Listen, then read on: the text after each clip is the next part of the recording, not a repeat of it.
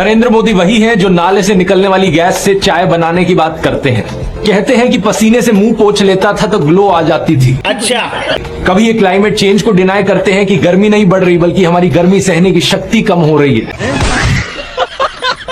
तो कभी ये बादलों से रेडार का सिग्नल रोकने की बात करते हैं। मेरा इतने क्राउड है, बारिश हो रही है तो एक बेनिफिट है क्या मैं राडार से बच सकता हूँ?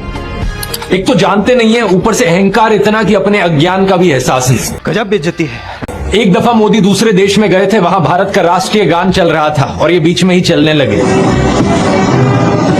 ये सब क्या देखना पड़ रहा है? ऐसी गलती किसी से भी हो सकती है, लेकिन बात मैं यहाँ पर ये बताना चाह रहा हूँ कि प्रधानमंत्री मोदी की भी फनी क्लिप्स बहुत सारी हैं। दूसरों को पप्पू बोलने से पहले अपनी क्लिप्स पर नजर डाल लो। बात तो सही है। वीडियो शुरू करने से पहले यहाँ एक चीज मैं साफ कर दूं, इससे पहले कि कुछ लोग रोएं कि बार बार सरकार को क्यों बीच में लाते हो, हमारे पापा की इसमें क्या गलती है। नमस्कार दोस्तों, कुछ दिन पहले प्रधानमंत्री मोदी ने उत्तर प्रदेश में एक रैली में कहा था, जब भारत बोलता है तो पूरी दुनिया सुनती है। When India speaks, the world listens। अच्छा, भारत अब वैश्विक मंचों पर बोलता है तो पूरी दुनिया बड़े ध्यान से सुनती है। कब हो गया ये? कब हुआ कब? पिछले महीने हरियाणा के चीफ मिनिस्टर नायब सिंह सैनी ने भी यही चीज कही थी, जब भारत बोलता है पूरी दुनिया सुनती है।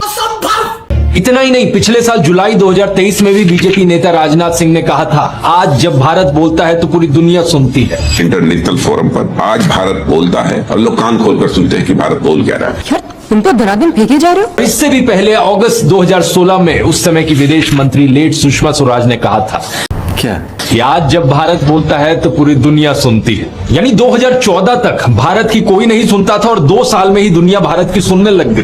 वाह मोदी जी वाह, वाह मोदी जी वाह। लोगों के अंदर गर्व भरने की आपकी निंजा टेक्निक तो कमाल की है, लेकिन थोड़ी सी मेहनत करके डायलॉग तो ओरिजिनल लिखवा लेते।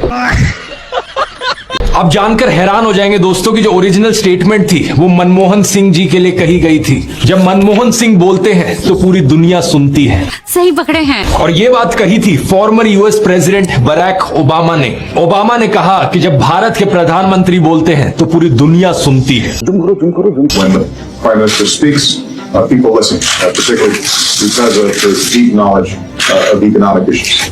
यहाँ वो मनमोहन सिंह की इकोनॉमिक्स की गहरी समझ की तारीफ कर रहे थे। क्या बात है सर। उन्होंने कहा कि भारत एक सुपर पावर बनकर उभर रहा है और दुनिया इस बात को जानती है। He understands that as India rises as a world power, रुको जरा। लेकिन क्या आप इस बात को जानते हैं दोस्तों, व्हाट्सएप और गोदी मीडिया पर फैलाए गए झूठ आपको बहकाते हैं, ये विश्वास दिलाते हैं कि भारत 2014 के बाद विश्व गुरु बना है। कब हो गया ये? बार बार आपसे कहा जाता है कि मोदी सरकार की वजह से फॉरेन में डंका बज रहा है भारत का। सुपर ह्यूमन या पॉपुलर पॉलिटिशियन, विजनरी या रेवोल्यूशनरी, क्या है नरेंद्र मोदी? अभी बता दे भाई, अभी बता दे। सुपरमैन एक काल्पनिक चरित्र है। सियासत की दुनिया में अपने प्रधानमंत्री नरेंद्र मोदी भी सुपरमैन साबित हो रहे हैं। अच्छा, सोशल मीडिया की भाषा में कहें तो चीन भी कह रहा है कि आएगा तो मोदी ही। भारत में रहना है तो प्रधानमंत्री ने जो बोला है चुपचाप उसको फॉलो करो। अच्छा, चुपचाप। लेकिन असलियत इसकी बिल्कुल उल्टी ही है। आइए जानते हैं सच्चाई आज के इस वीडियो में।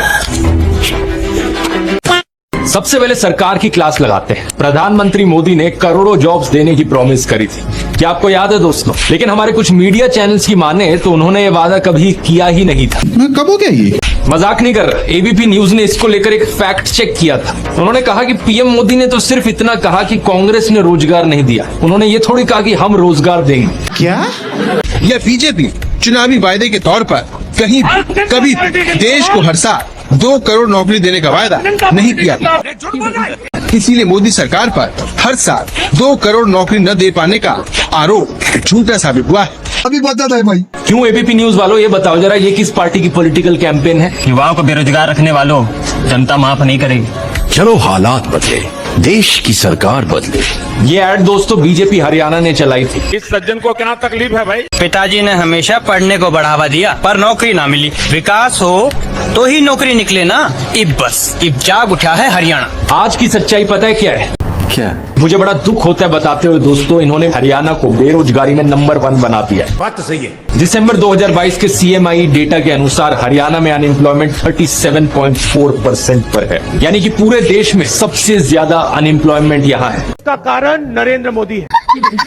प्रधानमंत्री मोदी वैसे तो इतने बड़े क्रेडिट जीवी हैं कि भाग भाग कर हर चीज का क्रेडिट लेना चाहते हैं, लेकिन इन सब चीजों का क्रेडिट कौन लेगा? ये इंडिया की इंटरनेशनल रैंकिंग्स देख लो।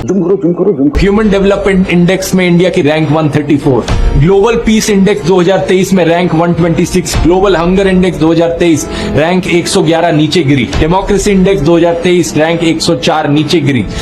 ये तो धोती खोल रहा है। प्रेस फ्रीडम इंडेक्स 2024 रैंक 159 2014 के कंपैरिजन में बहुत नीचे गिरी। लेकिन मोदी के समर्थक इन सब बातों को नहीं मानेंगे। बात तो सही है। उनके हिसाब से सारी रिपोर्टें झूठी हैं, ये सारे अखबार झूठे हैं, सबका कोई ना कोई एजेंडा है। केवल व्हाट्सएप पर जो दिखाया जाता है और गोदी मीडिया जो दिखाता है, बस वही सच्चा है। व्हाट्सएप पर और गोदी मीडिया के जरिए आपको बार बार बताया जाता है कि नरेंद्र मोदी इतने महान हैं क्योंकि उन्होंने देश के लिए अपने परिवार को छोड़ दी, अपनी पत्नी को छोड़ दी। मेरे देशवासियों, मैंने घर, परिवार, सब कुछ देश के लिए छोड़ा। तो कौन सा तीर मारा? पूर्व प्रधानमंत्री लाल बहादुर शास्त्री जी ने तो अपनी पत्नी को नहीं छोड़ा, तो क्या वो देश के लिए काम नहीं कर पाए? महात्मा ज्योतिबा फूले की पत्नी सावित्रीबाई फूले के बारे में तो सब जानते हैं, क्या उन्होंने देश के लिए महान काम नहीं किया? देश के लिए पत्नी को छोड़ दिया। कुछ सेंस है इस बात में? दूसरे देशों में वॉर रुकवाने वाले प्रधानमंत्री मोदी अपने देश में मणिपुर में हिंसा अभी भी नहीं रुकवा पा रहे हैं। और रुकवा दी पापा। इस देश का प्रधानमंत्री होने के नाते उन्हें कहना चाहिए कि हर एक नागरिक की सुरक्षा मेरी जिम्मेवारी है। ये बड़ी अच्छी बात कही आप। लेकिन वो क्या कहते हैं? वो कहते हैं हम एक रहेंगे तो सेफ रहेंगे। आओ माँ कसम।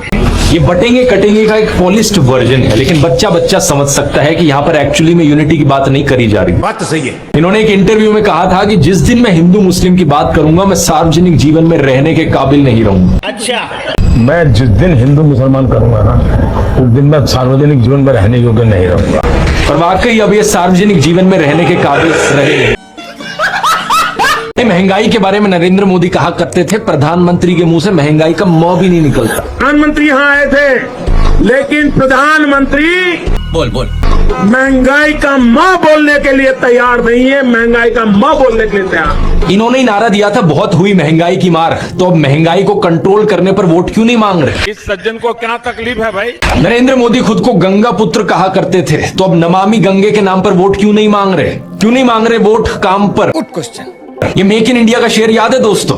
अब तो ये शेर कहीं नहीं दिखाई देता किसी चुनावी पोस्टर पर। Make in India, made in India, आदर्श गांव, smart city, bullet train, 15 lakh, skill India, Mudra loan, look east policy, करोड़ों रोजगार, नारी शक्ति, बेटी बचाओ बेटी पढ़ाओ, कोरोना अग्निवीर। अरे कुछ तो ऐसा होगा जिसके दम पर चुनाव लड़ सके। क्या बात है सर, क्या बात है सर। प्रधानमंत्री मोदी का सबसे बड़ा कार्ड है, सब जगह फोटो चिपकाओ। बचपन में मैं सोचता था कि ये कोका कोला जैसी ड्रिंक्स की एड्स क्यों आती हैं टीवी पर? हर कोई तो जानता है कि कोका कोला क्या है। बाद में मुझे समझ आया कि out of site is out of mind, यानी नजर से बाहर तो दिमाग से बाहर। अरे साला। और इसकी उल्टी एक टैक्टिक है, जितना नजर में रहोगे उतना लोगों के दिमाग में घुसोगे। 2022 की इस रिपोर्ट को देखिए। INB मिनिस्ट्री ने बताया कि सरकार ने 8 सालों में 6400 करोड़ से ज्यादा रुपए खर्च किया एडवर्टाइजमेंट्स पर। सही पकड़े हैं। हर रोज का 71 लाख रुपए तो अखबारों में ऐड देने में लगा दिया। और ये सब तो सरकारी पैसे से चलने वाली एड्स थी। इसके अलावा जो पार्टी फंड से चलने वाली एड है वो अलग। क्या?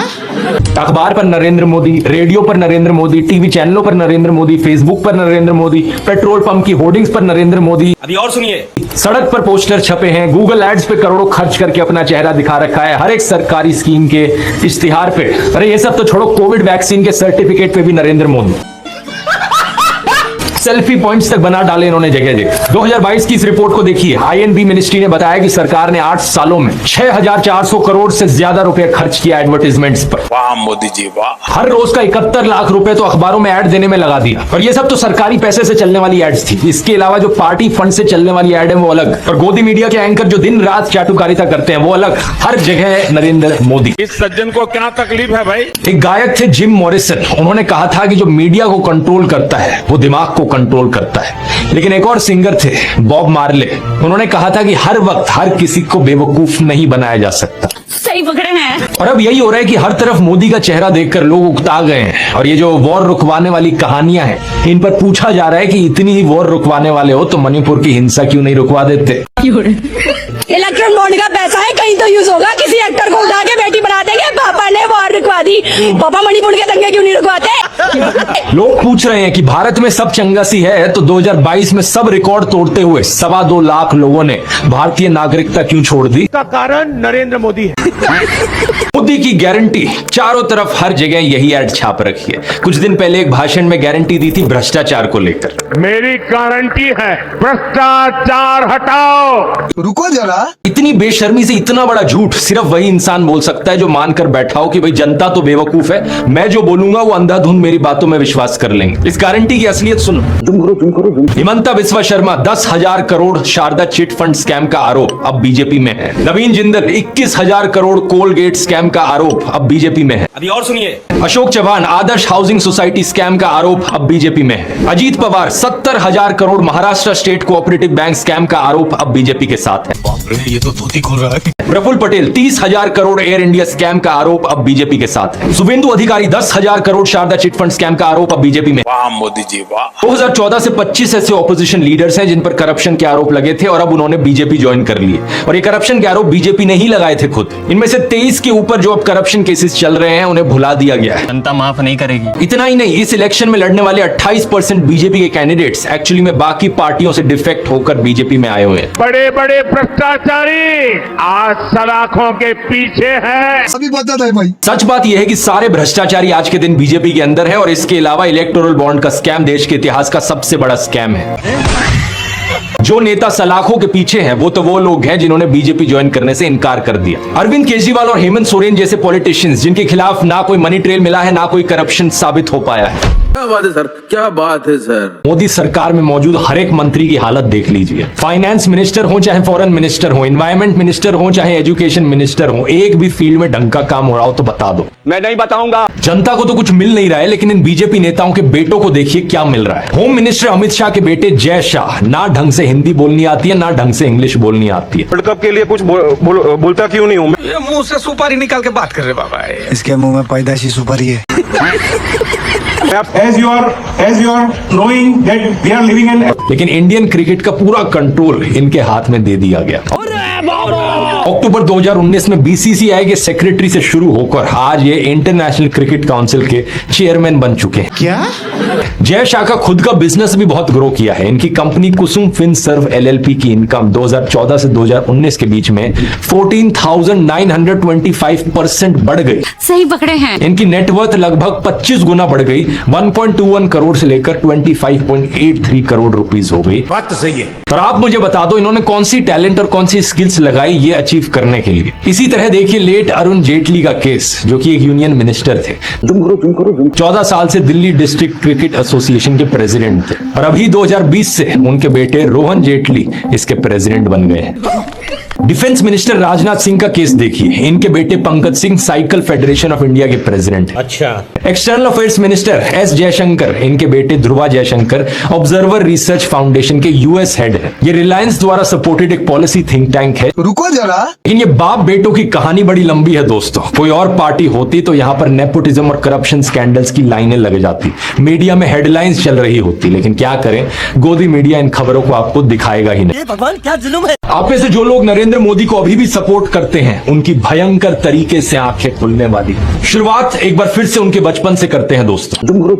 नरेंद्र मोदी की पढ़ाई हुई थी भगवताचार्य नारायणाचार्य स्कूल में। उनके संस्कृत के टीचर प्रहलाद पटेल ने बताया कि वो एक एवरेज स्टूडेंट थे। उनके बायोग्राफर निरंजन मुखोपाध्याय ने भी यही बात कही। ऐसा नहीं हो सकता, कह दो कि ये झूठ है। लेकिन दिलचस्प बात सुनिए, उन्हें स्कूल के नाटकों में एक्टिंग करना बहुत पसंद था, लेकिन अगर मेन रोल ना मिले तो उस नाटक में एक्टिंग करने से ही मना कर देते थे।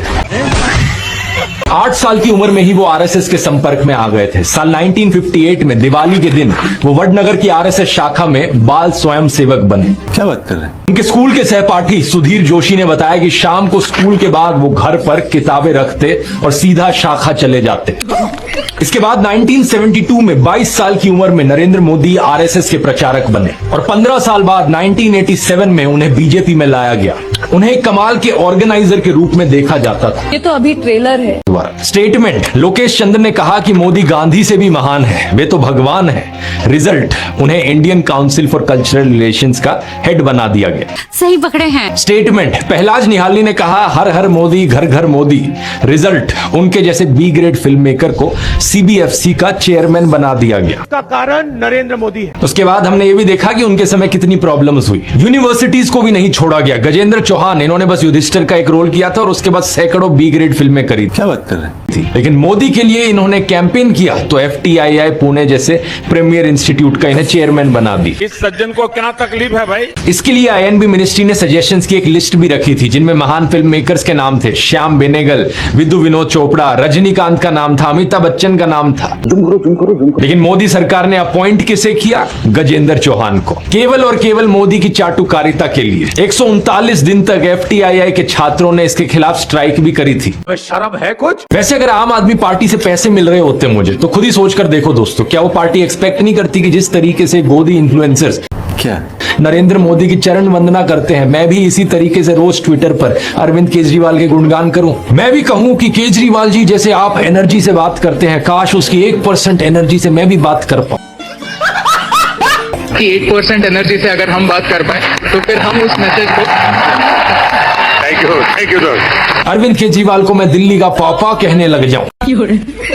Just to say father of the country is an analogy like a fatherly figure. कहूं कि ताल ठोक कर हमारे दिल्ली CM को डिफेंड करूंगा। सुनिए, ताल ठोक कर करूंगी देश के प्रधानमंत्री को अर्नब की तरह वीडियो में पूछने लग जाऊं, केजरीवाल नहीं तो और कौन? Modi versus who? Modi versus who?